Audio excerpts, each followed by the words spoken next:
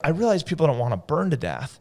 And I realize you don't want to get hit by a car or get knifed in a back alley. I get it. Like, I understand that. But once you're dead, you're dead. So you might as well, like, literally one of my favorite quotes. And I've heard it before, but I just read it the other day that you guys have all heard, I'm sure. Like, every man and woman has 2 lives, right? And the second begins when they realize they only have one.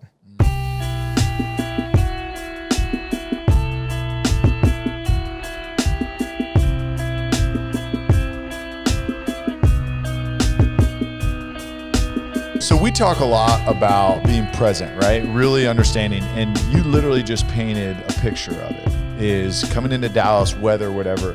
Nobody is really present in the moment. They're probably thinking about, okay, hey, what I got to do when I'm getting to this place, or hey, what I've got the rest of the weekend, or what I've got, next week, this project that I've got to do.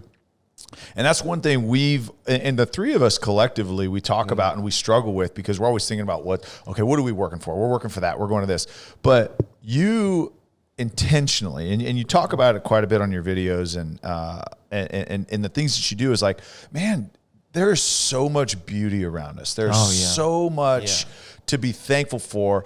And even all the, we kind of joke about, you got to be ready for a bear attack or a plane crash or all these things, but you're so present, hyper-focused in that moment, on the moment. And tell us what that does in having that ability, but then also the perspective when you do come to, and I'll call it civilian life or normal, living at home and being able to go to the grocery store, the perspective shift that you have and the appreciation for life. Well, it's like, being in this room, for instance, right, where this is pretty controlled scenario, but there's a lot of really, if we were forced to spend the whole day in here, all of us have other things going on or whatever. And, like the young man that's producing the show, like I didn't get to meet him or figure out what, like, he has his jam. So he's an individual, right? So like there's something interesting in his brain right now that I could probably draw from, but I'm not maybe going to get the opportunity to learn from him, or like, some of your decor and like whatever, just the cameras, like really getting to know one another. Like there's a lot of things that if we were forced, like if somebody came and locked the door and said, hey, you 5 idiots are in here for 5 days. Like at the end of those 5 days, we'd be like, yeah, all of us got to watch all of us pee and poop right over there in that corner. Right. And we all talked about, literally, we took it, you guys are asking me about sensational things that happened in my life, but there's a lot of things that weren't sensational that happened in my life. But we would get to sit in here and talk about all the sensational and unsensational things that all of us have experienced. Yeah. And we'd really get to know one another. It would be a connection that wouldn't fray or break probably for a very long time. None of us, well, you guys gentlemen are friends, but none of us are necessarily like truly friends as of yet or whatever. Like we're getting to know one another, but there's something to be won by having that presence, and then coming back from the wilderness, you almost feel sorry for people. And I think about this too. I think about this with like Green Berets and Delta guys and Navy SEALs. Like they come back and they must be like, I want to shoot all of you in the head. Like this has got to be, you guys don't even know what living is. Right. Like I just got done hiking through the mountains while getting shot at, rockets shot at me, airplanes shooting at me, rescuing people in country, rescuing Americans in country. Like I have a parasite. I, cut my toenail on accident. I have a toothache and I still am getting shot at and I have a freaking tooth abscess. Like it's a baby version of that, right? The military guys have something that they're addressing too. And I think about those guys, but like when I'm coming back, I'm like, like everything is better. Right. Yeah. Pizza is better. Sex is better. Conversation is better. Driving a car where you can turn a radio on, you're just like, that's friggin' amazing. Like I'm turning a wheel. Like I didn't have to walk here. Usually everywhere we go, you're putting an 80-pound pack on and then you're all collectively talking like, and we're not out there putting our 80-pound packs on going, this is a great day, huh, guys? Like, this is just fantastic. We have to go all the way to that mountain. We're putting our backpacks on. And, like, William's next to me going, it's a dream job. Yeah, it's a dream job, and it is. Right. It's amazing, but, like, he knows that we're about to lose 12 to 15 pounds over the next 2.5 weeks or whatever. Like, we can't carry enough food. Right. Yeah. We hope to find water every day because otherwise we're going to get super dehydrated, and then we're going to have to backtrack to last water, and and then like getting cliffed out, right? Climbing this whole mountain to go, okay, we'll go through that pass. It's a shortcut. We'll get there in half a day, and you get there and you're like, oh, it's 1,000 vertical feet straight down. We can't get through here. We have to backtrack all the way up top and go around or whatever. But when you come home, it's just like all the comforts are really comfortable, but they also start robbing you of that experience almost immediately, which is why we're all so fat and our minds are all so degraded. And it's why we're so afraid of this pandemic, because like I never have really understood why people are afraid to die, because you're dead. Like I realize people don't want to burn to death, and I realize you don't want to get hit by a car or get knifed in a back alley. I get it. Like I understand that, but once you're dead, you're dead. So you might as well, like literally one of my favorite quotes, and I've heard it before, but I just read it the other day that you guys have all heard, I'm sure, like every man and woman has 2 lives, right? And the second begins when they realize they only have one, right? And that's really like, we all sit here like, oh, like you can't, people say live life like you're dying. You can't. That's impossible. None of us would be doing a podcast right now if we were living life like we're doing. We'd be with our families. We'd be with loved ones, or we'd be doing something crazy that we want to do one more time. We'd be selfish. And so you can't live life selfishly, because that's what you would do if you were living life as though you were dying.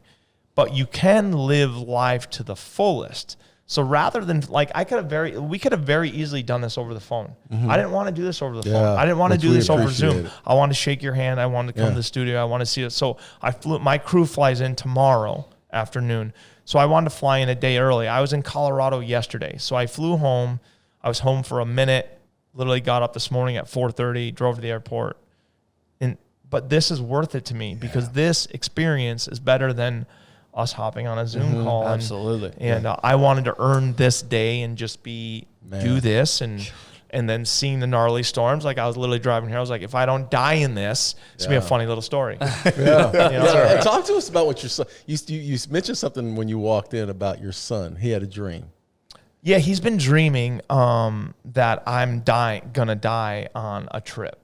So he's 5, and he's been getting upset and just dreaming that I'm gonna die. And so I was with him yesterday, and I just said, I'm going to Dallas, buddy. And I just came home from Colorado, and I was like, I'm going to Dallas, buddy. And he's like, are you gonna come home? And I was like, I promise you that I'm always gonna fight like hell to come home. I can't guarantee you I'm coming home, because Daddy has a dangerous job, but I'm gonna fight like hell to come home every time.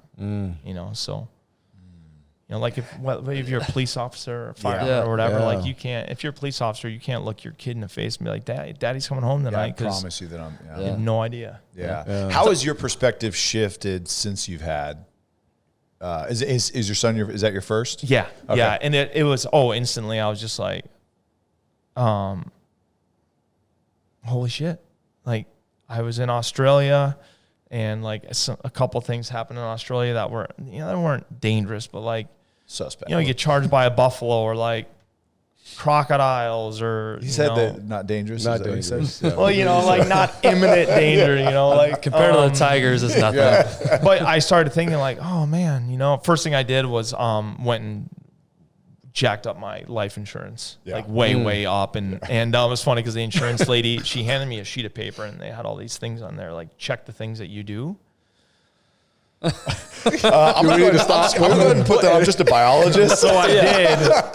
I said, she's like, oh yeah, you might not be insurable. Like we might have to go like do extreme sports type, right? Which I don't do, but she's like, we might have to do that type of policy, right? Like a motocross racer or whatever those guys do. And it's not like you can hide it, because they just literally, because like you on YouTube, you type in Donnie. It's not Donnie Wahlberg. It's Donnie Vincent hunting. And then your videos pop up, right? Yeah. So it's like, you hear, oh shit, I can't really lie.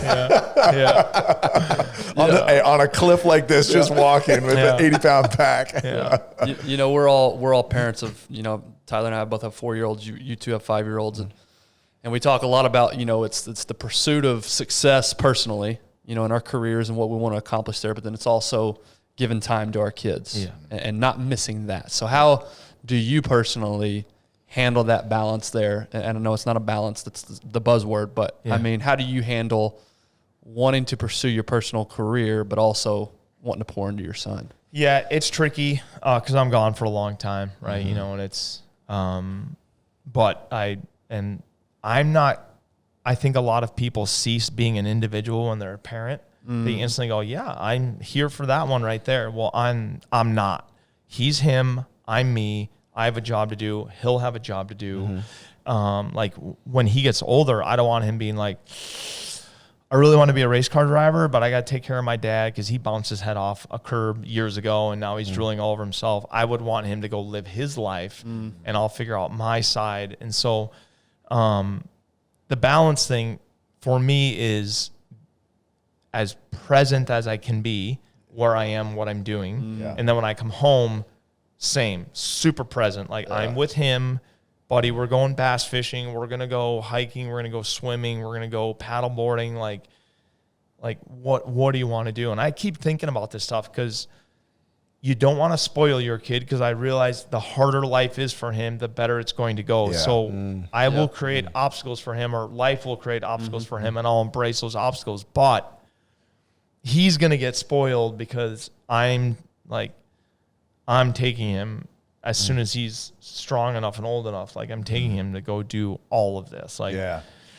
And I would say, and again, like you said, we're just getting to know each other, but I would say he's spoiled because he has a father that is showing him how to live life to the fullest, right? And he sees the example of someone that has said, okay, from the very beginning, he followed where he felt like he was led, where his passion was, and then he went and pursued it. Worked like hell to get there, but is working to continue fulfilling that purpose that he was created to do. And so that to me, he has such an advantage, and he's so blessed because of that. Oh, he's such a character too. I was picking him up yesterday at preschool, and there's this little long-haired boy in his class, and he goes, Grayson's dad, his name's Grayson. He goes, Grayson's dad, have you eaten a bear? I go, yeah, I've eaten lots of bears. And he's like, huh. So we got in the truck, and I said, Grayson, why did he ask me that? And he's like, oh, I told him you eat bears, and I don't think he totally believed me. So he's at that age now, he can brag. There's another dad in there that's a big guy, fit guy, and the teachers told me one day that the other kid was like, my dad, I think my dad's stronger than your dad. And Grace's like, I don't know, man. And they were going, my dad's stronger than your dad. And she said that right at the end there. Grayson just goes, well, my dad's a bear hunter. And she said the other kid was just like, just kind of trailed off or whatever. Well, kind of conversation's over. Yeah. That's awesome. But yeah, he's, but I just try to be as involved, like, I love that. What are we going to do? And I just figured out, not just figured out, but I figured out recently that he's going to love fishing. Yeah. So, and I am going to make him, like, if he doesn't want to be a hunter, that's fine, but I am going to make him kill an animal, break it down. Like, he's going to know where. Right. Because again, what happens if with the uncertainty of everything that's going on, and I'm not going to get into that whole side of it, but like, what happens if we don't have the luxury of grocery stores? What happens if we don't have, and you actually have to provide for yourself?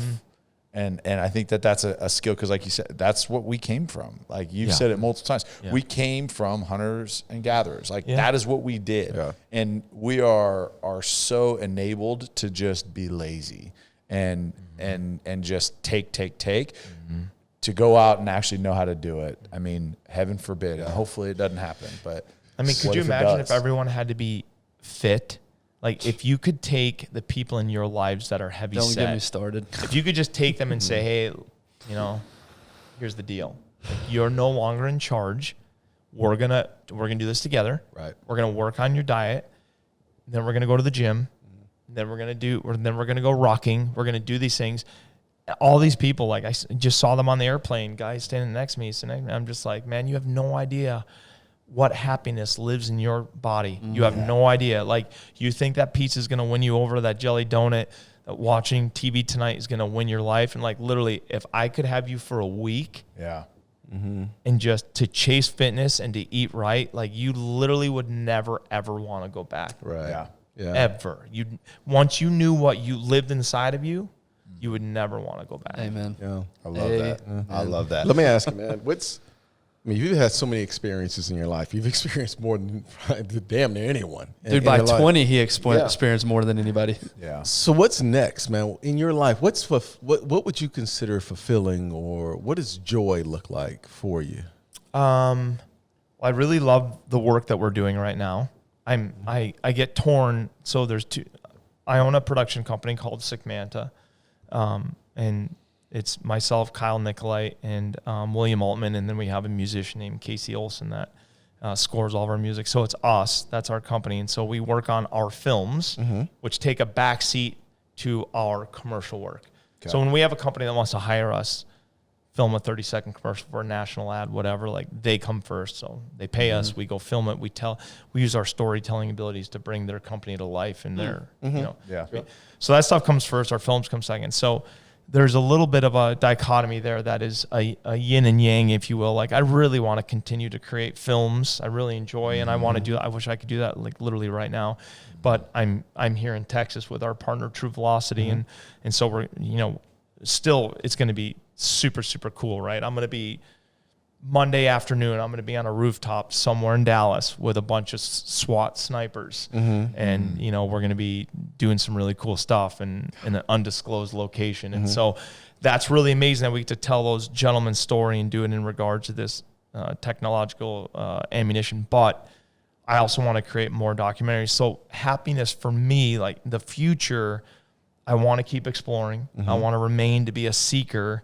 And then I want to just try to earn a little bit more free time. I just want to try to maybe, and obviously that takes a bank account, right? If you were, and obviously everyone knows money doesn't buy happiness. Trust me. Like if you had enough money to buy a yacht, doesn't make you happy, means you have yacht problems. Like same with a helicopter or a private jet, whatever. Like all of these things come with consequences and a timeline. And so like, I would just want to free up my life a little bit more, but even in saying that, like I love what I'm doing, and I don't even know if, like I've talked to my guys, we have some opportunities in our lives to do well. I would say we have some things in the works and things that we're working on, and we do pretty well anyway. But like some things that could be life changing.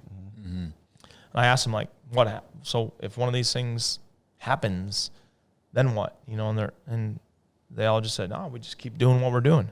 Right. We just are more selective with our time. Like what earns our time? Sometimes we have to do this because you have a truck payment, right? To buy food or whatever. So even though I don't want to do this, the money is over here, so we have to do this. So I would just say to have more time. And I would like to also move. Like I live in a great place right now, but I would like to move to a place. Like I'd love to live like on an island there's a lake in northern Minnesota called Lake of the Woods. It's massive. Oh yeah, millions of acres of water, and I would love to live on an island there or buy a little point or something like that, and just like literally world-class fishing out my front door, hunting, cold, just kind of immerse myself in being raw. Right. Yeah. Are you someone that you could go live and not see a human outside of your family, not see another human for long periods of time? Oh yeah. If you were to choose where to live. Yeah. I can do that. You choose to do that on hunts and stuff like that. But I like people as well. Like if I had my dream, if I was a billionaire, if I had my dream job, I would take people hunting. That's what I would do. Like I'd take inner city kids. I had this guy ask me this. It pissed me off so bad. But I had this guy. Everyone wants to talk about color these days, and so this guy. I did an interview recently. With the University of Madison in Wisconsin, and he's like, yeah, so he asked me about some movement right now to get kids of color doing diverse things, and he asked me, he's like, well, I'm sure you know about it, and I said, I have no idea what you're talking about. He said, well, wouldn't you like to get kids of color hunting? And I go, who gives a shit what color they are? Right. Just I go, kids. What are you talking about? And he goes, well, kids of color, like they need opportunity. I'm like, kids of color have plenty of opportunity. Like, take kids that want to go hunting, whether they're white, black, Asian, inner city. Like, what if the kid that lives in the middle of the country wants to go hunting and his parents don't do anything or aren't hunters or like, you know, does a kid that wants to join a football camp, like, does he have to come from a neighborhood? Like, does he have to come from a rundown neighborhood? He could come from a $10 million home and like his parents aren't even there to pay attention to him. Right. And like, he might want to come play football. And like, how about we just find the kids that literally have the lust to go do these things? And then we take those kids that they don't have the opportunity, but they have the lust to go do these things. And he was just kind of, it was kind of crickets, but I just hate all this. That's not the answer he's looking for. Dude, like, let's stop Mm-hmm. compartmentalizing. Exactly, like, man. But I would love, so like, true. I say that, but I would love to, you know, I would love to take a kid from the inner city and just like, dude, I'm going to melt your freaking mind. Like, you're literally, our bathroom is over there. Yeah. We have to hike a mile to get water so that we have chores. If you want it to be warm tonight in the teepee, like, we got to go cut wood. Then we got to stalk a caribou. And you're going to shoot it, and you're going to cut it up. I mean, I'd love to take that kid and then dump his ass back in the city and be like, you guys have no friggin' idea. Yeah. So I would love to do that. You're welcome for the perspective. I work with the inner city group called C5 Texas, and we send our kids up to Wyoming. Oh, yeah. To do a camp trip, and it's a week and a half. It's only a week and a half. Yeah. But they go out in the woods, and it's an experience, and they all come back, and it's the best experience they've ever had. It's the first time they've been out of their neighborhood into a position where, you know, they have to survive. They got to figure out. They got a compass. They got to figure it out. Oh, yeah. And that's the greatest time to see the smiles on their face when they come back. I would love that. And I learned that stuff from Michael. Like, when Michael was interviewing with me with Men's Health, and he's like, how do you feel when you have been hiking for 20 days? I'm like, well, skinny. Right. But you also feel euphoric. You feel strong. Like, I remember last year we were doing this gnarly hike. We did, and real athletes will be like, yeah, no problem. But we hiked 19 miles in 6 hours. The whole crew had over 80 pounds on their back. So we did 19 miles in 6 hours. Everyone had 8 pounds on their back. And we were getting to the trailhead, like when we had that kind of like you can start to see town, you can start like it's coming, right? Because we were hiking out of the mountains into Anchorage, Alaska. So it wasn't like we were hiking to an airplane and then flying out. We were hiking out. And I remember I took my backpack off. We were exhausted. And I did push-ups. We'll take our backpacks off and do a series of push-ups just to move your body in a different way. Yeah. Take kind of the, you know, because you guys know when you do something heavy, you start to just, you know, like your shoulders right up to protect yourself. You know, you get all bound up. So we're doing push-ups, and like, I couldn't believe how tired I was. And yet I stopped doing push-ups because I was bored doing them. Like, my body didn't give out. Yeah. I was just sitting there just going, man, usually I can do like 30 push-ups and then I'm gassed, and I'm just sitting here going, it was because I was so skinny, right? I'd lost so much weight on the trip that I was just sitting there doing push-ups like, man, this is freaking, I feel invincible right now. You know, and so like Michael taught me, like, hey, they took inner city kids or even other kids and they immersed them without their phones. That's the key, is no phone. They immersed them in the wilderness for 3 days and totally changed their cognitive retention, totally changed their IQs, totally changed their creativity. Like, oh, so I'm physiologically, when we do these things, we're physiologically changing our bodies for the better. Right. You know, he taught me that because he went and did all the research. After doing the interview with me, he's like, now I got to go talk to this guy at Harvard who actually understands what you just sputtered at me in sentence fragments. And those statistics were crazy. Like, just understanding like what being in nature actually physiologically does for you. And the crazy thing was, he was talking about even just seeing it on your computer screen. Yeah, the effect that has can change. It can change. Don't be lazy. Go see it. Do that for sure. But it's just amazing, that connection there. Yeah, and there's nature. And I read a book a couple months ago that really changed. It was before I read Comfort Crisis. It's called Get Your Life Back, and it's a faith-based book about getting out in nature and what that does for your, you know, your faith journey.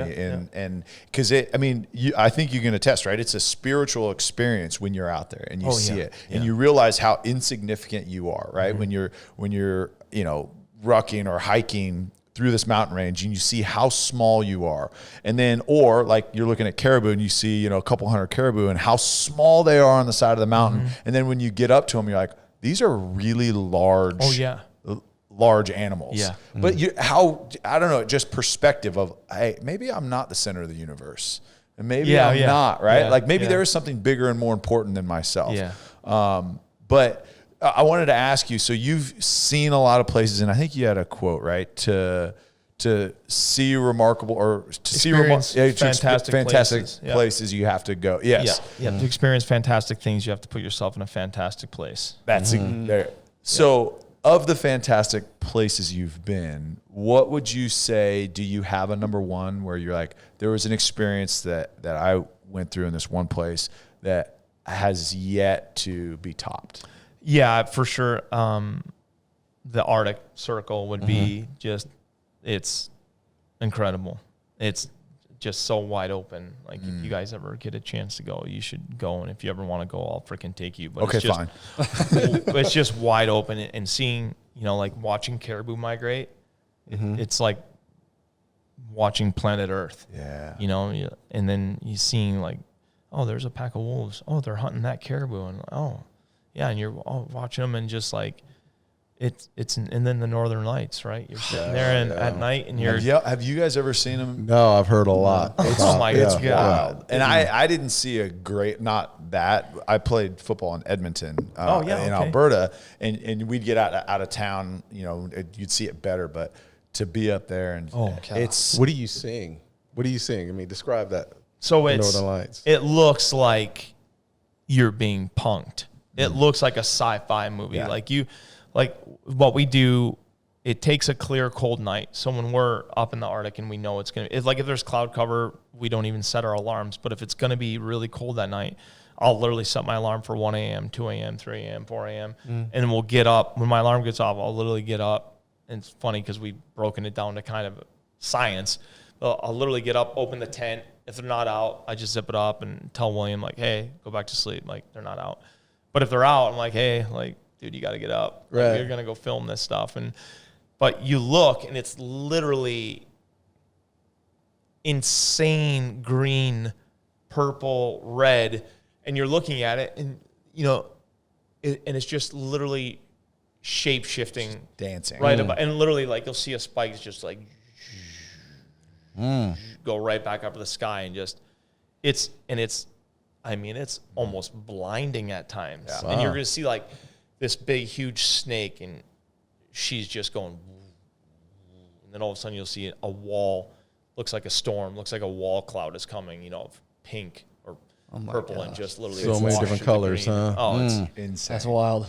Okay. It's intense. It's so intense. And then you just sit out there and you're like, I have to hike super far tomorrow, so I have to go to bed, but you're just mesmerized. Yeah. I mean, the Arctic is just so cool for me because it's just the wolves and the grizzlies and the caribou and moose. And you have to fly in the airplane to get there. And, the airplane bounces on the tundra, and, you get out and the airplane sputters and takes off, and have you guys ever seen Walt Disney's Never Cry Wolf? No. You should watch that movie. It's Never probably my Cry favorite movie of all time, and it kind of Never Cry Wolf. mirrors my life. Yeah, there's a book by Farley Mowat called Never Cry Wolf. It's about a biologist. They have this idea that the caribou are being decimated by wolves, right? So they're like, they hire this biologist, and they're like, hey, we're sending you up to the Arctic.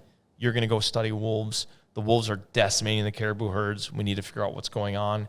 And they sent him with dynamite. They sent him with rifles. They sent him with all this stuff. And they sent him with all this stuff that has no place in the Arctic, right? Because no one knew what to send him with. So they sent him with all this stuff. Well, he goes out there and finds out essentially like the wolves, while they are eating caribou, it's not what's decimating the caribou. They're eating as much redback voles, which look like mice. They're eating as many mice as they are like caribou, right? They're only feeding on the caribou during the migration. Then the rest of the time they're eating mice and all this stuff. And so this guy kind of goes, it's about his journey to go up into the Arctic and study wolves and figure out like, the wolves aren't, and it's really interesting. But like, there's a part in the movie where he's in an airplane and this guy's flying. Do you guys remember, I forget the guy's name, Brian something is the actor, the guy from Rambo First Blood. Do you guys ever see that movie? I remember Rambo. Yeah. So like the cop that's harassing Sylvester Stallone in the movie where he's going to drive him out of town anyway. He's the actor, but he's a bush pilot, and he's flying, and this biologist is sitting next to him, and all of a sudden they're flying, and the engine stops, and he's like, and the guy's just like, and the pilot's like, can you friggin' believe this? I mean, he's like, hold on. So he's digging, and they're like sitting there going, and he's like, hold on to the stick there for me. Like he's digging for tools. Then he goes out of the airplane, opens the door, like goes out. He's on the front of the airplane, like whacking the engine with a wrench. And the guy's just sitting there like, Wow. And I just feel like it's a little bit of my life. Yeah. But the Arctic just is so, but you can find it. You can find it. Right. I mean, you can find it in this room, really. Like if you're looking and you're paying attention. So I got to ask the question. They don't want to ask, but I got to ask. This is probably one of the things have you been in a situation, life or death situation, where animal-wise, wolves, grizzly bears, whatever, have you been in those type of situations? Oh, yeah. Yeah, I mean, I've been charged multiple times by bears, and we have a film called The Other Side. I'm trying to kill this grizzly bear with my bow. He's literally in this room. Like, he's at that camera right there. He's 7 steps away from me, 8.5-foot grizzly. And I come to full draw, and I'm totally present in the situation. Well, when you shoot a bow, you have a sight, and then your arrow sits about 2.5 inches below your sight on the arrow rest. I was full draw, and I put my sight picture right on his thoracic inlet. I'm going to shoot an arrow right down through where his neck connects to his chest. It's going to go right through his chest hole, and it's going to basically cut his aortic arch off the top of his heart. That's what I'm going to do. And he's going to die in seconds. And I come to full draw, and he's walking right at me. And I release the arrow, and my arrow drills a stick. But I think I smashed him. Like, I think he's dead. And I'm just literally like, I shot him. And my friend Lance Kronberger's right here with a gun. And then William is filming it right here over my shoulder. And the bear kind of backs up. And I'm like, I'm just waiting for him to literally tip over dead. And I'm just sitting there. And Lance goes, "You missed." And I turn to him, and it's funny because I'm wearing a mic.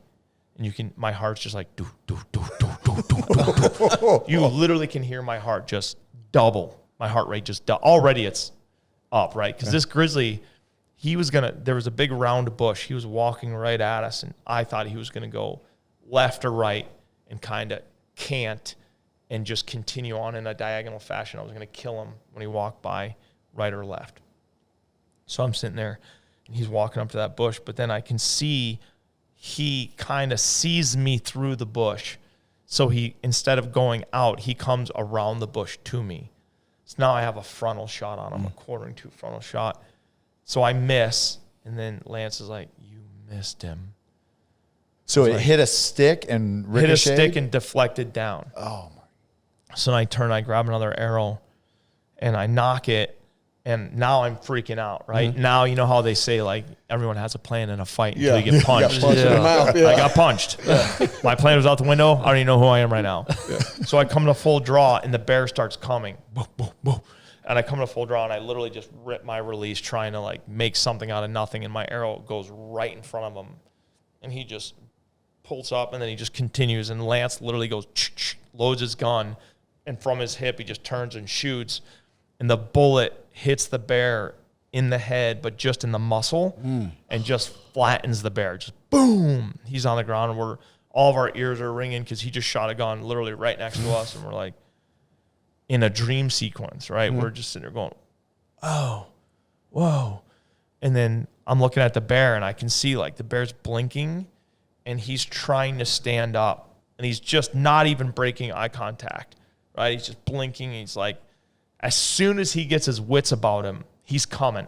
So I'm like, "Lance, hit him again." So he shoots him again. He shot him again, shot him like 4 times, killed the bear. Well, when we scun the bear out, because we still have to carry everything out, right? Even though it didn't go the way we wanted, like hunters have bad days too, right?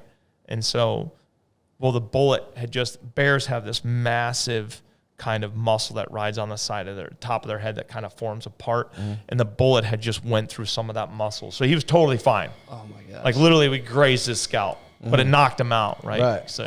So there was that, and then there's been a couple of times with this wasn't as scary, but I was walking in the leaves in Australia one time, barefoot, going to my tent. It was like midnight, and I see a snake in the leaves, and I love snakes, so I'm like, "Oh, you guys, there's a snake." And so when I look, and it's an eastern brown snake, which is top 5. Like if he bites you, you're done. Right. Or you're done. Yeah. You're done in 45 minutes probably. If he dumps his venom into you, you're going to have a bad day. So I see the snake and I'm like, so I get down close to it and we grab cameras and then I said to the guy that I was hunting with, a good friend of mine named Nick Joyce, I said, hey, I want to touch him. He's just hanging out. And you knew at this time what it was. Oh yeah, I knew exactly what it was. And so I was like, I want to touch him, Nick, but I just want to touch the very tip of his tail. Just not to say that I've touched one, but kind of to say that I've touched one. I just want to be like, again, I'm like being hyper present, just like kind of want. Maybe a little too present. So Nick's like, nah, mate, you can't. Yeah. He's like, they strike so fast that before your mind even registers, like, get out of the way, like you're done. You'll be bit. Right. So we had this knife that we were using to cut up. We were actually eating a kangaroo, and he's using this knife, and he takes the knife and he's like, watch, mate. And he touches the tip of its tail. And that snake, like, I've watched rattlesnakes strike. I've been bitten by multiple non-venomous snakes. That snake bit that knife in like a third of it was just so fast. I was like, oh my word. And he bit the knife and then he turned and he slid away, and I was just, and Nick looked at me and I was like, oh my, good call. Yeah. Holy shit. Whoa. And so like I've just had things like that. I've had just different black bears charging and people, it's less scary because they're not as big as a grizzly or brown bear, but they actually kill way more people than, there's a lot more black bears and a lot more black bears where people live. So way more people get killed by a black bear than get killed by a grizzly bear. Wow. But when I don't care if they're 125 pounds, when they're charging at you and they're gnashing their teeth, because when a bear charges you, they are trying to intimidate you because they are afraid. They are trying to bluff you out of their area, away from their food. They're trying to, but sometimes like a light switch is flipped and they're going to come. Like they think you're here to hurt their cubs or you're here to steal their dinner. And they're like, I'm so worked up, I'm going to make contact with this guy and bowl him over. And I've never been hit by a bear, but there's been things like that, but mostly it's by and large weather. That's what's scary, is the airplanes and then the weather. Like probably the closest I've come to real death. There's been a couple, but we had one 2 years ago in out on the Aleutian chain in Alaska, like out towards Russia, right? So so Alaska has a really long. So here's the peninsula. So we're way out on Adak Island. And we were going in the Bering Sea. Like, you guys have all seen Deadliest Catch? Yeah. That's where we are. We're in a very large, small boat. So it's like a 35, 40-foot vessel. So, like, if it was parked in your parking lot, you'd be like, holy cow, that's a big boat. Right. In the Bering Sea, it's a very tiny boat. Yeah. A really tiny boat. Right. So we're in this boat, and, like, we had two engines. One of the engines went out, and the seas are disorganized. So there's wind, current, and tide. And instead of, like, you guys have all been in the ocean, right? And the waves, like, even on a bad day, you're fishing or going to the beach or whatever, and you're sitting there like, oh, this kind of sucks. Like, I'm getting seasick, or just like, boom. Well, not here.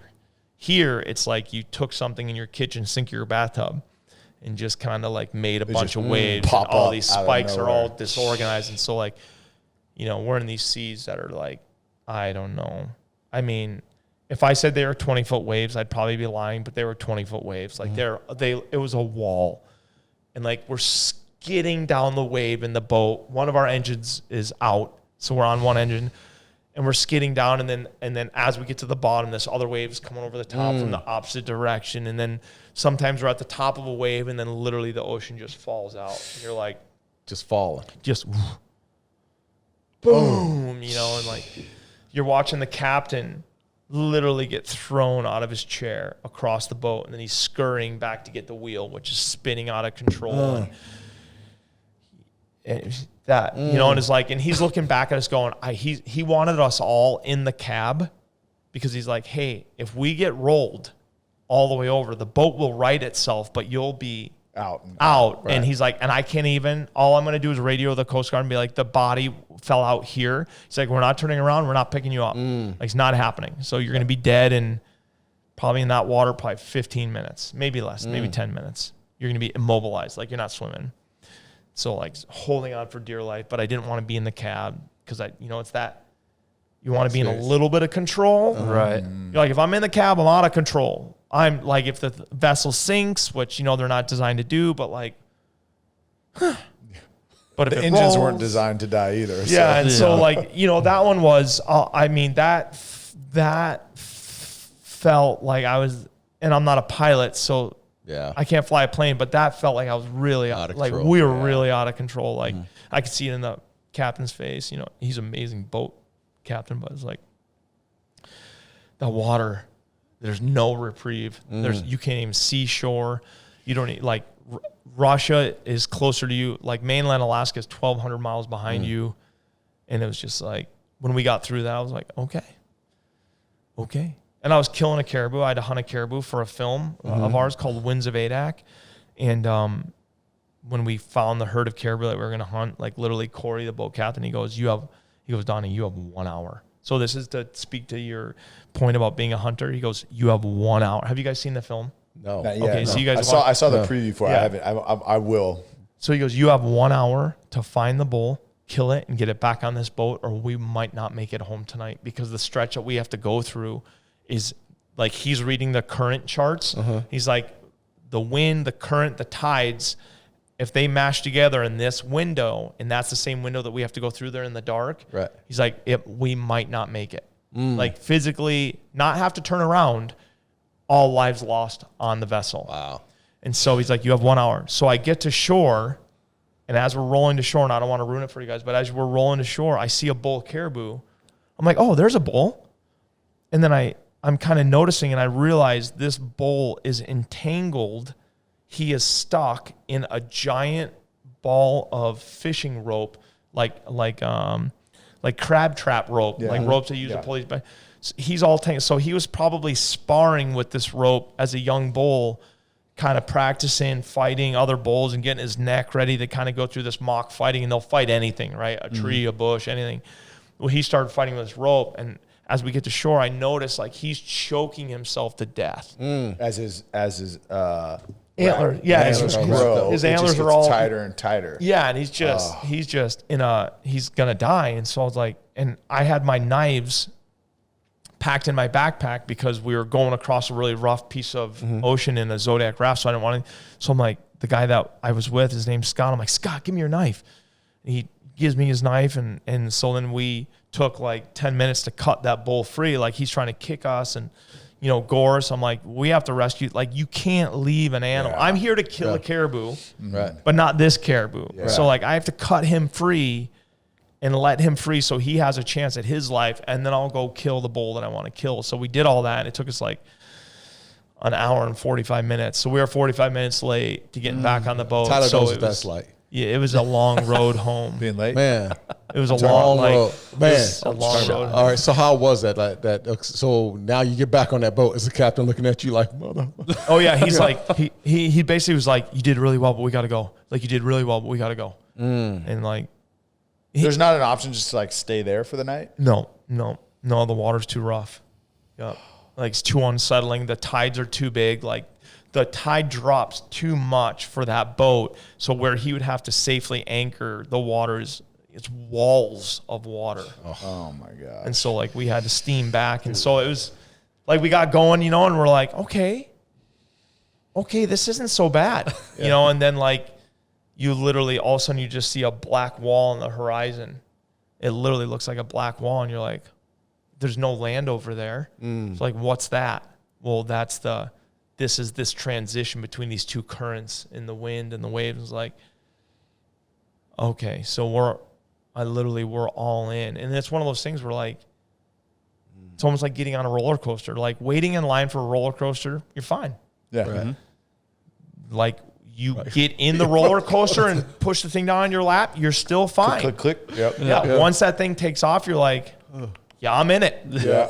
I'm in it. Potential energy has become kinetic energy, and I'm in it. Like, this is what we're doing right now. And so that's like, as soon as you go over that first big wave, and it's like, you're in it. There we go. You're in it. Jeez. Man, what I keep thinking, just this, listening to all these stories, just the perspective that you have gained in your life. I guess the thought that it's like the little petty stuff that I worry about. I'm like, that means nothing. Oh, nothing. I was recently I was with a friend of mine. I drive a Ford Raptor, and recently I was with a friend of mine, and I got money out of an ATM, and I turned my wheel too sharp, and there was one of those yellow poles just caved in the whole side of my truck, and he's like, I'm like, no big deal, dude. Yeah. It's just a truck. Yeah. Like they are making new ones right now. They can fix this one. I mean, if nothing else, go experience the stuff so that you can come back and have that perspective. Yeah. We talk about it all the time. Go to a different part of town that you don't normally go to, and just meet people and serve people, and just get out of your normal routine. Yeah. So as subtle as it is, contribute. Don't go there to take pictures and watch. Yeah. Ask a woman, like, can I help? I'm making this up, but like, can I carry this bundle of sticks for you? Why are you carrying this bundle of sticks? Where are we going? Like, can I help your husband with the crop? Can I see your whatever? Like, immerse yourselves, and you really start to figure out who you are. Yeah. So, hey guys, hate to break up the part 2 of our 2-part conversation with Donnie Vincent, but we had to take a second to thank our sponsor, Choctaw Casino and Resort.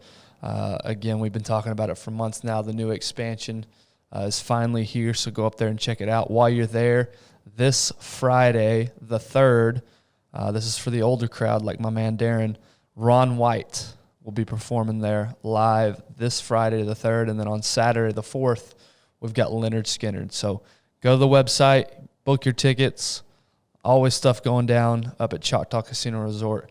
Go check it out. Now back to the episode. Yeah, and I think with that, because as a society, we're so wrapped up in like what we have going, what's next, social media, this, that. What is your advice to someone that's kind of just feeling like I've had enough? Like, and talk through the impact that just getting out in nature really does. And we mentioned it a little bit earlier, but like, what is your advice to somebody that's open? Look, going out in the wilderness is not for everybody. I think, Yeah, I mean, I think it's naive to think that everyone has to go out into the wilderness. Yeah, you see these people that watch like Les Shroud of I forget the name of his TV show, but like Bear Grylls that goes down like and Survivor Man was Les Shroud. Like always when those shows air, then some dude in Alberta like puts on his windbreaker and he's like, I'm gonna go survive, and then they find him spotted, right? And sounds like Darren. No, he would never go out there. No, it does not. One time Discovery Channel wanted to do a show with us, and they contacted me and they're like, we want to do a show, and I was like, great. And they're like, and here's how every show, essentially that's what they were saying, like every show you're gonna start out, naked. And then you're just going to survive. I was like, and they're like, for instance, like you'll be on the pack ice and like you just start out naked and like you just build a fire and build a shelter. I was like, I'll be dead in 15 minutes. What? They're like, there is no, at some point, there's no survival techniques that's going to get you there. At some point, you need some luck. Right. Like you need to find someone's cabin. You need to like, there's a bunch of things that kind of have to like line themselves out for you to actually be successful in some of these situations. Like, if I were to fall overboard in the Bering Sea, it's not like, okay, what's my first move? I'm going to tread water until I die. Yeah. That's my first move, because there's no place that I can swim. There's nothing that I have on my person. There's no, like, I'm going to try to get back to the boat, and maybe they're nice enough to maybe try to get back to me, and I'm going to try to connect those two dots until we get there. But like people that want to, I would say, bite off little pieces. Yeah. And first of all, social media, like you mentioned, our phones. I mean, I would challenge yourself to try and put your phone down as much as possible. Right, and then you have some of these people that make businesses, right? Porn stars is the first thing that comes to mind, like all the OnlyFans type stuff, or like the Gary Vee guy that's walking around the country giving advice and making all this money off social media and stuff. Like, that's fantastic. Millions of dollars sounds awesome, but it is really a giant empty hole unless you understand who you are, where you're going, and what you want to do. Like you can give somebody a stack. There you go. You have a stack of cash, and all you're going to do is take all your little demons, all your little dark secrets, and everything's going to be accentuated until you burn out. Yeah. There's got to be a purpose. It has to be a purpose. Like you have to understand who you are, what you really want to do, what good can you do. And so like, if you want to immerse yourself in the wilderness, I would say, like, I would tell somebody, go to a safe place, like, don't just go to a state park where there's creeps. hanging out at night, because people are way more dangerous than grizzly bears. But like, go to a state park where there aren't, you know, creeps hanging out, and do a 2-mile trail. Try to camp one night by yourself, but make sure you have your gear list. Make sure you buy a good tent, not a Walmart tent, a decent sleeping bag, you know, have water, have food, realize what you're doing, and go camp out at night, and try to do it with someone though. Try not to do it by yourself. Like try to do these things and slowly immerse yourself. And then that lust of experience will grow. Like, hey, we're going to the Grand Canyon. We're going to hike in for 10 days. And, you know, but you have to measure all this stuff, and you have to understand where you're going, because there's people that do this stuff every day. They like go to the Grand Canyon. They're like, I'm going to hike down to the bottom of the Grand Canyon without water, and you're going to die. We know a guy. A guy we work with, Evan, hiking down to the Grand Canyon without water. Yeah. And so there's people all the time. It's like, I do it in Dallas. Yeah. Oh, Dallas isn't the Grand Canyon. And like, desert is desert. Right. And, you know, and like there's, you know, and so you have to realize what you're doing, but you really can find quite a lot. Yeah. You know, and there's all these little places too. Well, there's a place in northern Minnesota called the Boundary Waters. It's millions of acres of wilderness. There's no motorboats allowed. It's wilderness connected by lakes, and it's a canoe area. So people go up there, they get their maps out.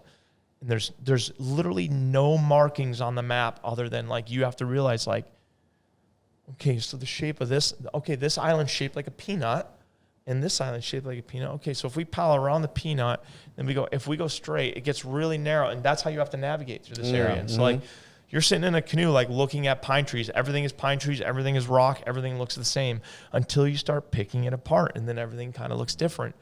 And so like, you can do little trips like that, right? You can go to the Boundary Waters and just be like, I'm going to paddle to the other side of the lake, set up camp for 2 nights. I'm going to paddle back. And then after that, I'm going to paddle to the other side of the lake, and I'm going to do a portage, which is crossing land with your boat and gear.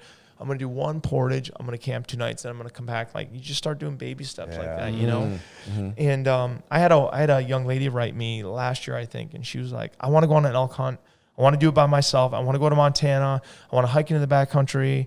I want to bow hunt elk, and I want to, like, what's your recommendation? I'm like, don't do this.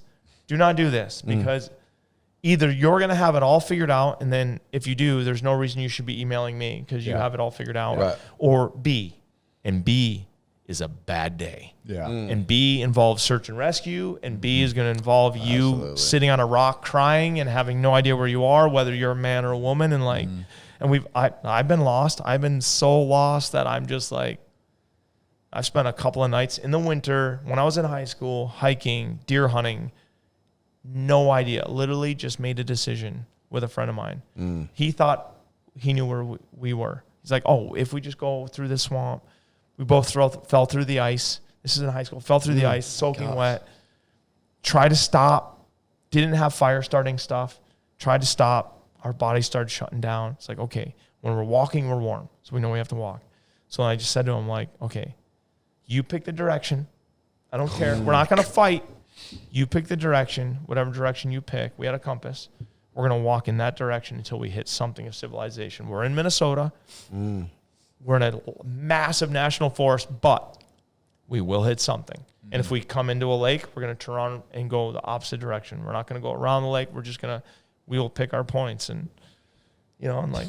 Found it ultimately. Yeah, you figure it out. And so like, but yeah, I would challenge somebody to, and I would challenge you in a number of different, like, I would challenge you to read a book of something you're curious about. I would challenge you to go to the gym. I would challenge you to try to find your fitness. I would challenge you to try to change your diet and work more meat into your diet. And you know, like, there are so many things that you can change. Like, do push-ups multiple times throughout the day while you're in your office. Like, do burpees, do squats, do like little changes make big change, man. And I would really do. I would say too, and you talked about it earlier, like, don't tell me about it. Like, so if you go do this for a reason, like from a health perspective, to go out and get in nature and to do something, don't do it to post it. Don't do it like, do it for you. There's something powerful about just having that experience with yourself, right? And I mean, you obviously you shoot a lot of your excursions, right? Because that's what you do, right? It's become a job. But when you are going for yourself, right, and you're going to go out and experience, find peace, find stillness, right? Mm-hmm.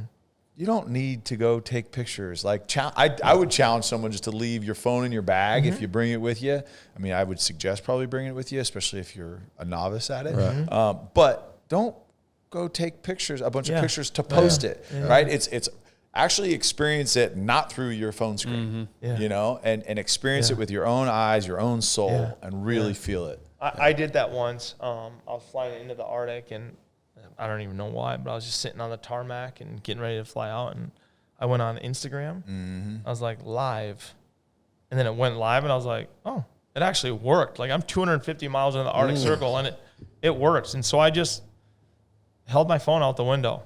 And, like, we took off and flew through the mountains, and I'm like, it's going to work as long as it works, and it's going to shut down. So I just sat there, and afterwards, all these people were like, why didn't you just enjoy your time? And why were you on your phone? And, well, I was just trying to – I don't recommend this. I like what you're recommending, but I was just trying to share it with other people. And I wasn't sitting there looking at my phone going – I wasn't facing it at me going like, I'm going in the Arctic. Like, I was just holding it up to the window, and I was literally looking for moose and caribou. I was just – and occasionally I go like this. Oh, it's done.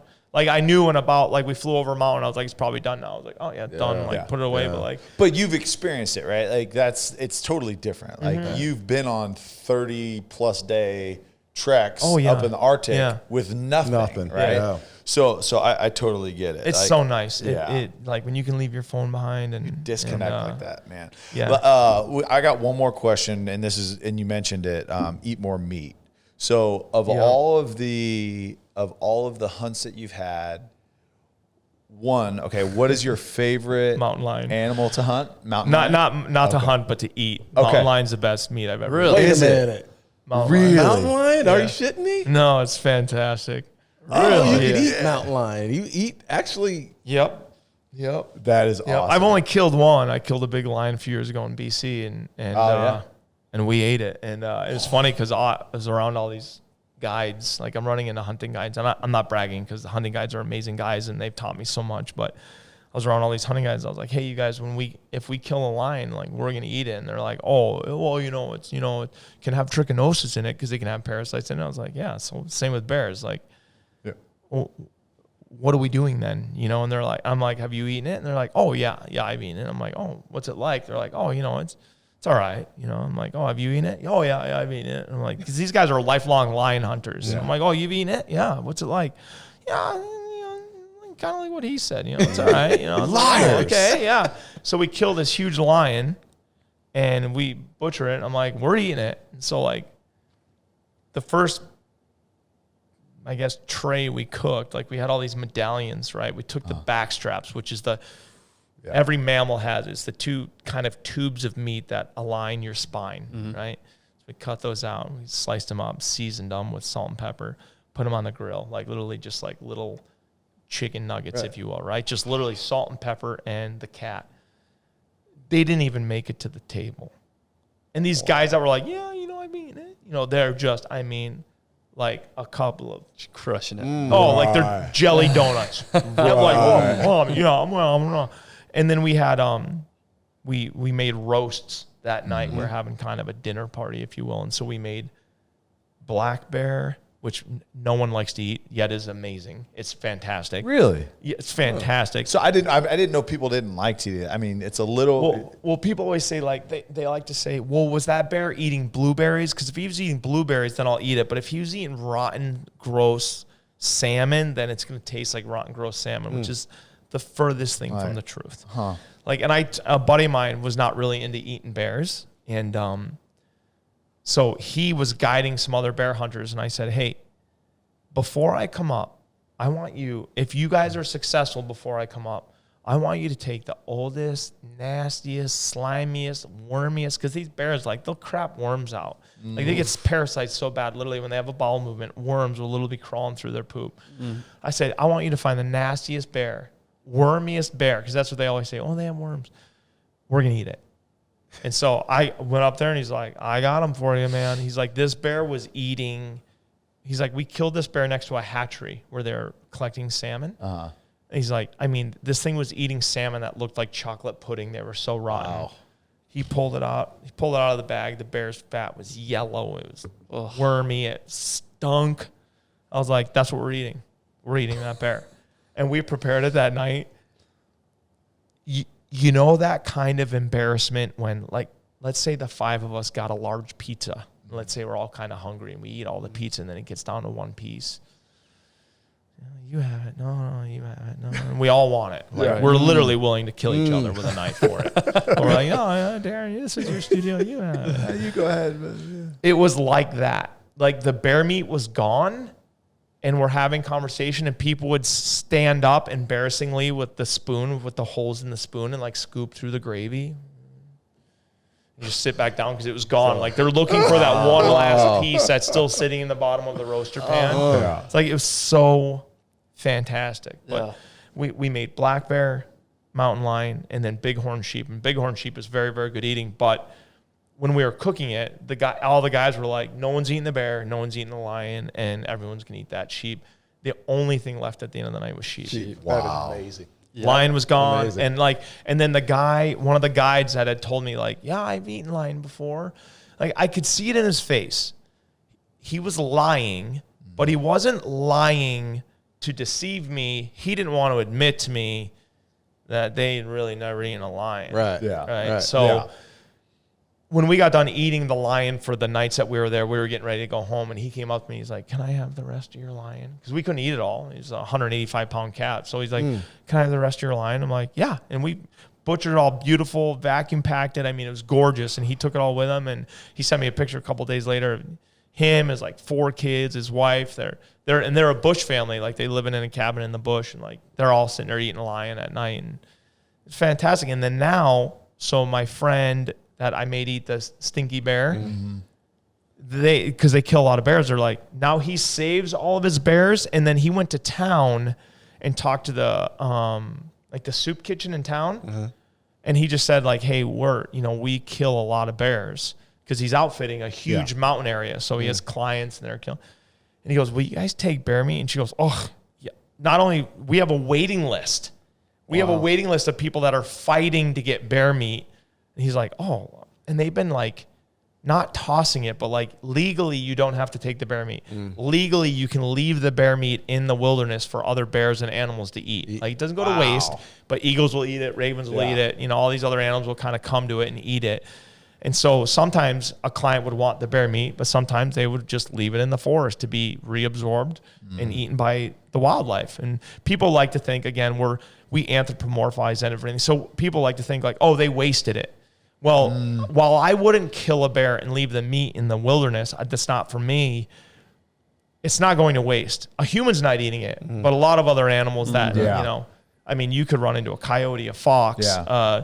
It's like hogs in Texas, right? They hungry. just leave the hogs, but they're all eaten. Oh, the whole thing is going to be eaten. Yeah, they're gone. And so like, well, he's never left another piece of bear meat. I mean, literally has never left another bear hindquarter or anything in the forest ever again. Either they eat it or it goes to the soup kitchen. I got to say something before we wrap up here. I know we're about to wrap up here.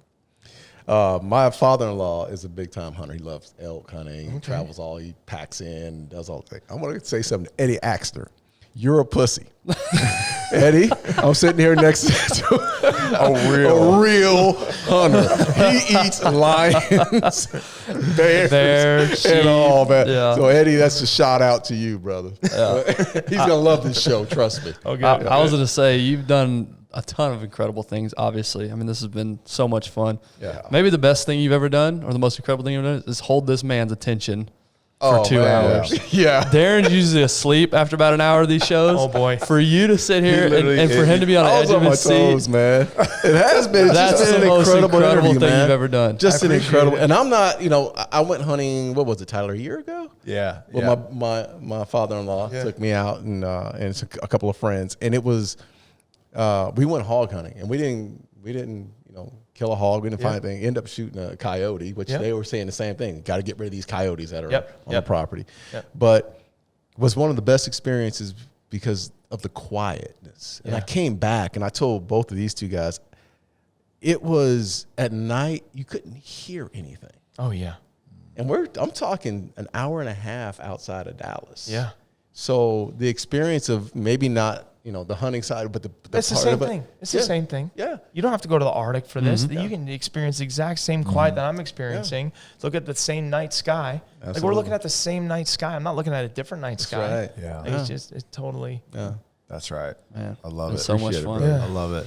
Well, we always finish with this question, and this goes God. more back to your journey than anything. If you could go back to any point in your life and tell yourself one thing, doesn't necessarily mean change anything. If you just go tell yourself one thing, where do you go and what do you tell yourself? Certainly back to, I would want to have this idea in elementary school, and I would want to understand the fact that there's an exponential curve in success, and the harder you work in elementary school gets you further in high school than you ever could have if you just let elementary school kind of pass you by. And the harder you work, well, let's say middle school, the harder you work in middle school, the further you'll push yourself into high school if you just let middle school just kind of pass you on by. And I'm using school as a reference, but it's with anything. Playing football, shooting your bow, painting a picture. Like the more you pour yourself into any given, your diet, exercise, reading a book that you wouldn't have read otherwise, talking to a girl that you really were too nervous to talk to, but instead of going to talk to her for her phone number, you really walked over to her, introduced yourself, and just wanted to really understand who she was, and you wanted her to understand who you were so you could have a conversation. All of these things, the harder you work when you're a young man or woman, kind of the more doors open, the easier life gets, and the more experiences are kind of presented to you, which appear to be luck, but are anything but. And so if I realized how hard I could have worked in high school and how many people I could have introduced myself, but you convince yourself that you're a punk kid, you really don't have any opportunities, you really have no business talking to this person or doing this thing, and really you want to do everything else that 17-year-olds are doing, which is virtually nothing. And you just kind of like float through that space, when I would want to try to harness my time much better in those stages of my life to understand that it was going to, like, I've hit this mark in my life, but I missed a whole bunch. Yeah. I fell short a whole bunch. Yeah. I'm 46 years old right now, and I feel like I still have So much to learn. And gain. So, I mean, same with, man. I do not feel like I'm an intelligent man in the least. Like I am not the best, even in my career. Like, my crew, I'm easily the least talented person on my crew, easily by a factor of 10. Like the three gentlemen that I work with, if they were sitting here, would blow your mind. Like maybe not sitting here talking, that's maybe not their suit, but if they showed you what they could do with a camera, if they showed you what they could do with a violin, if they showed you what they could do with a computer, you'd be like, holy shit. Yeah. And so like, I would just want to tell myself, like, life is not just passing by. Like, it's not about, like, I think our parents have been lying to us our entire lives. And I think their parents have been lying to them their entire lives. You don't have to get married. You don't have to get married when you're a young person. You don't have to be married to have children. You don't have to stop renting and buy a house because that's the smartest financial decision. Like, you don't have to do the things that the people have done before you. You can do it your way.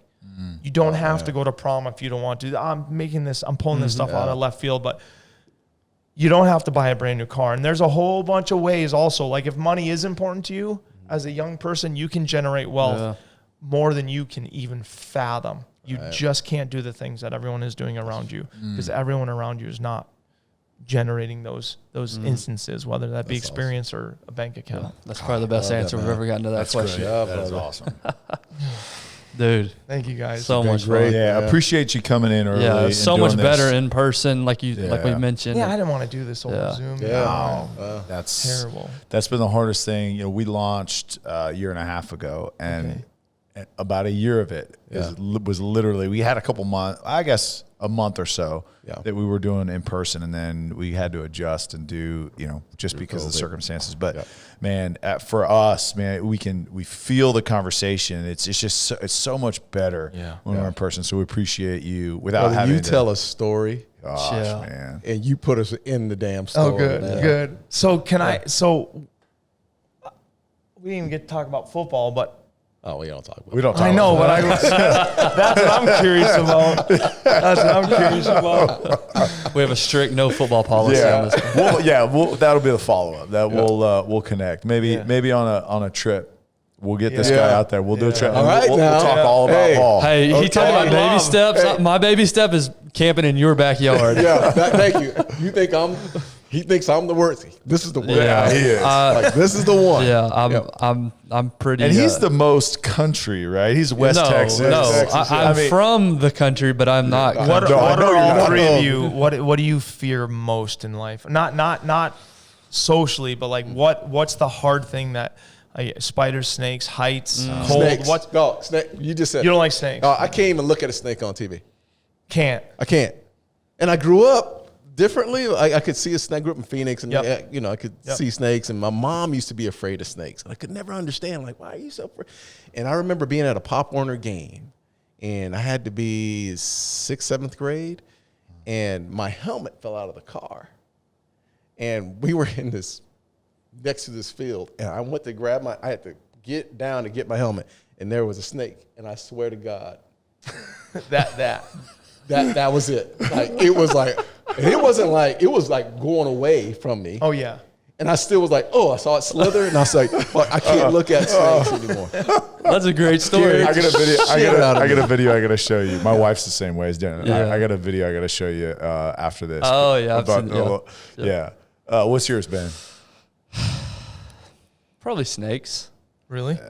Probably snake. And I don't know why I've never had a close encounter or anything like that. I mean, it's just it's an irrational fear. Well, they say it's actually because I always thought it was irrational, but people say it kind of lives in our DNA, right? That's our self-preservation. Is we kind of understand like certain things bite, certain things come with consequence. But Yeah, there you go. So I think for me, So I'm not a pussy. wrong. For me, it's spiders. It's spiders because they're sneaky little bastards, right? Like you may not even know that they're there, right? And you think of like a brown recluse, right? Like those things they're not that big. They're not going to be like, oh my gosh, this is tarantula, this is big thing, right? And then it bites, and then your flesh just starts dying. Dude, 9th grade biology, I watched a video on spiders, and they were doing black widows, and a black widow was hiding in a shoe, and this guy puts a shoe on it, but that was 9th grade. I don't know how many years ago that was. I still think about that every time I put my shoes on. So I keep my boots. I have this little rack in my garage. And literally every time I get my boots, I pound them on the ground. I pound them on the ground. That's just like me looking through the windshield on the way here. Yeah. Just thinking before it happens. I actually slept with, it's called a redback spider, but it's Australia's version of the black widow. It's a black widow on steroids. Well, it's an Australian version, so it's way more dangerous. Way worse. Way so more dangerous. I was sleeping on a cot in this little tent area, and we had left to go hunting. And then Kyle Nicolite, our director, he'd stay back to do some work, and he's like, while we were out, he's like, "Hey, I'm gonna clean everyone's little tent area." So like, and he had rolled my mattress up. There was a big female with a whole nest that I'd been sleeping with for like 10 days. Come on. No See, that's way. what I'm saying. Like my skin's crawling right now. Like that's the stuff you don't even know it's there. I was and in a like cot, and her nest was like Right in there. my cot, like right underneath. yeah. So she didn't bug me at all. But you should look up should I not? Huntsman spiders. Huntsman. Yeah, just like No. Huntsman. What's They're that? in Australia. You guys have all seen them on TV shows or whatever, but we were around them a lot. But they're like, Oh, Lord. like top 8 most poisonous. They can't kill you. They just make you sick. But like you see them on a wall, like Can't you do it. come in And the they're place that big? and they're around people, but you come in and you're like, Yeah, I feel like they're crawling on me now. Like I'm just not. they're big. Yeah, if you Like look a up, tarantula or bigger than? way bigger. Way Oh bigger. my In gosh. fact, I think this might be a lie, but I think they're responsible for killing more people than any other spider because they'll pop out when people are driving and they cause car accidents. Oh my God.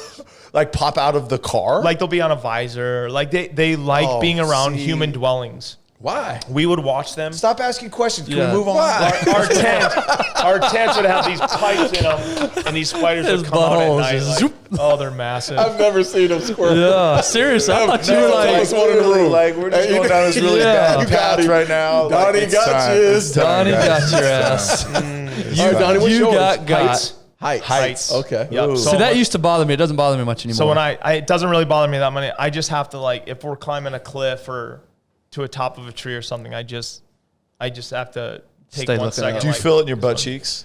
Like that's when height for me. Maybe sorry, hold on. That was a Ben comment. He's not the same dude anymore. I'm gonna try to dig into this. Like we're on from spiders. Now we're gonna talk about this. That was the most out of left field. No, I'm telling you. I don't know about, maybe it's just me, but when, like, for example, the Sears Tower in Chicago, right? Willis Tower now, whatever it is. No, we gotta listen to this now. When you're up high and you look down, that's where I feel it. I feel it in my butt cheeks. Like your guts move up? Yeah, I feel like the tingle in my butt cheeks.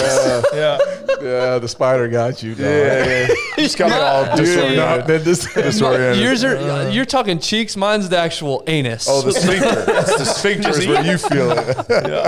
All right, man. Well, hey, Donnie, how do we find you, man? How does our audience find you? Same stuff, like Donnie Vincent. I think it's Donnie_Vincent on Instagram. You're being selfish on it. You need to post more. I The once a week's not working for me.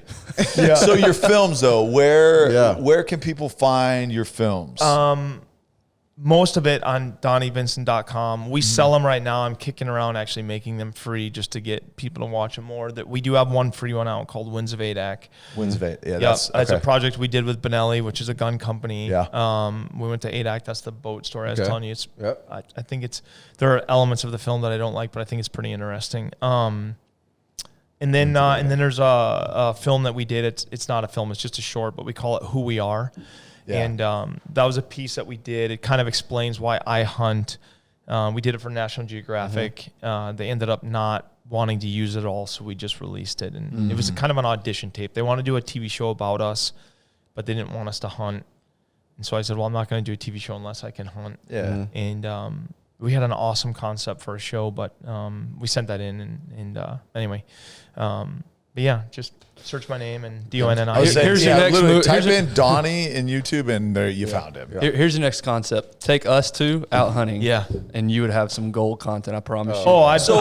So you two now. No, is this how and the only reason I say us two. No, it's just us. It's just, don't worry about him. Number one, I want more alone time with Darren. But number two, you actually know what you're doing out there. I know you're going to talk shit. We are clueless. The problem. That's why we don't want to include you. How was the interview with Michael Easter?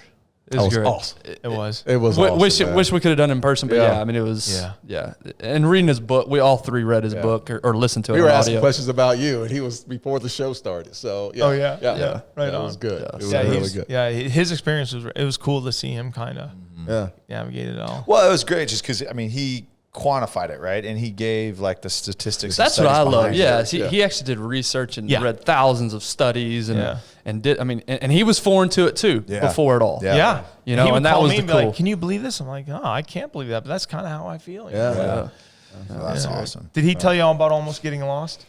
No. He almost got really, really lost one time, and he almost it would have been full search and rescue. Really? Oh. Yeah, but we sent him up the hill. We'd killed 2 caribou, and we were done filming, and we were gonna carry both caribou up the hill, and so we said, Michael, take our cameras to the top of the hill and come right back down. I mean, literally, walk to that light and come right back down. And he's like, okay, it's wide open.